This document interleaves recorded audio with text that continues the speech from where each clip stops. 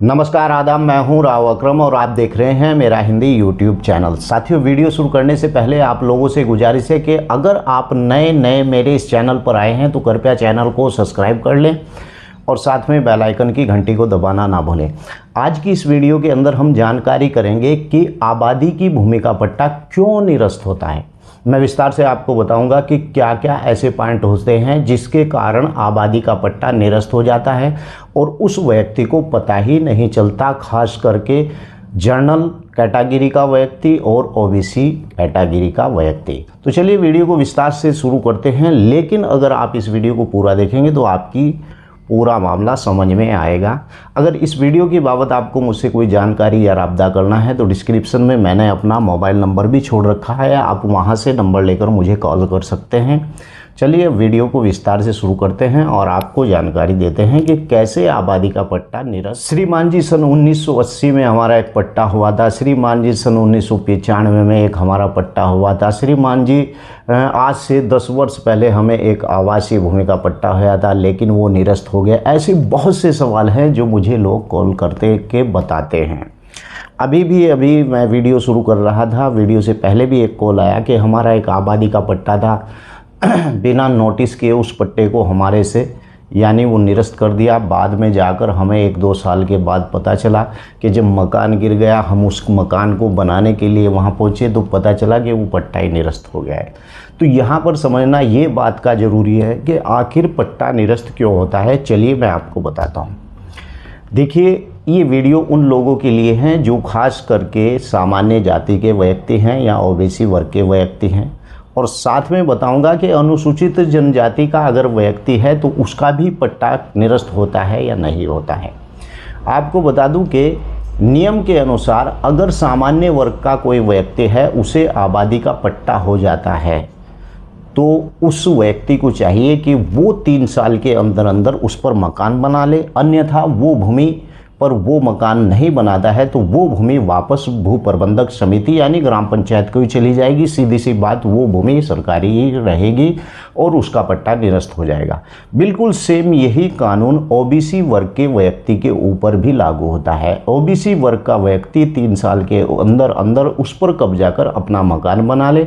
अगर वो इस स्थिति में नहीं आता है, यथास्थिति में कि उसने मकान बनाया नहीं है, तो इस प्रकार की भूमि भी जिससे पट्टा हुआ था वो भी पट्टा निरस्त हो जाएगा और उसे पता भी नहीं चलेगा।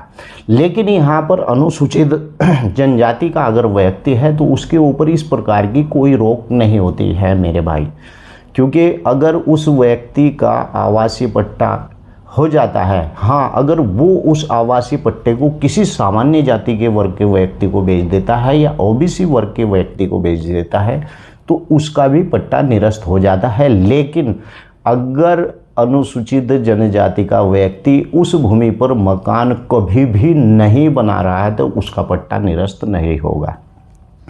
दूसरा, जनरल क्लास का जो व्यक्ति होता है, जनरल कैटेगरी का, उसका जो पट्टा निरस्त होता है वो शिकायत के आधार पर भी होता है।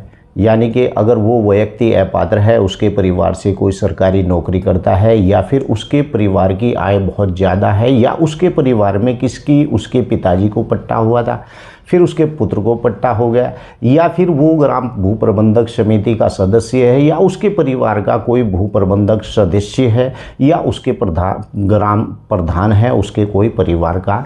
अगर ओबीसी और सामान्य वर्ग का इस प्रकार का कोई व्यक्ति है तो ऐसे व्यक्ति को अपात्र माना जाता है। बिल्कुल सेम यही लागू होता है अनुसूचित जनजाति के व्यक्ति पर भी।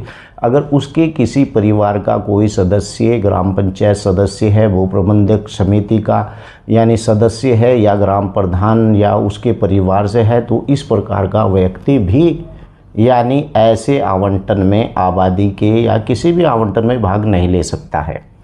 लेकिन अगर इस प्रकार से आपको पता ही ना चले कि आपका पट्टा निरस्त हो गया, किसी प्रकार की आपके पास कोई नोटिस वगैरह नहीं आया तो आपका पट्टा निरस्त हो गया, तो आप उसकी जांच करें, क्योंकि पट्टे कैंसिल करने का अधिकार उपजिला अधिकारी और जिला अधिकारी को होता है।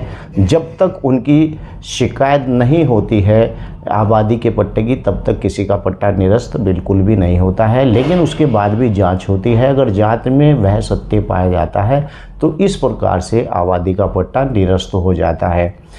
आपको एक बार और बता दूं कि अगर आपके पास आबादी भूमि का पट्टा है और आप अपात्र व्यक्ति है तो इसकी कोई समय सीमा नहीं है कि उसकी शिकायत कब की जाए।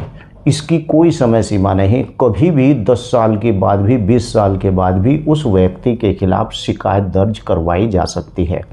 तो यही कारण होता है जो मैंने बारीक बारीक आपको बताया कि इन कारणों से आबादी की भूमि के पट्टे ओबीसी और जनरल क्लास के अक्सर कर यानी निरस्त हो जाते हैं और उन्हें पता भी नहीं चलता है। लेकिन अगर पट्टा निरस्त हो गया है और इस प्रकार की भूमि का पट्टा आपको भी मिला था जो आबादी का था, मैं इस वीडियो के अंदर नहीं बता सकता, लेकिन उसके भी बहुत से पॉइंट होते हैं कैसे उस पट्टे को बचाया जाए। तो मैंने डिस्क्रिप्शन में अपना मोबाइल नंबर दे रखा है, आप मुझसे कॉल भी कर सकते हैं।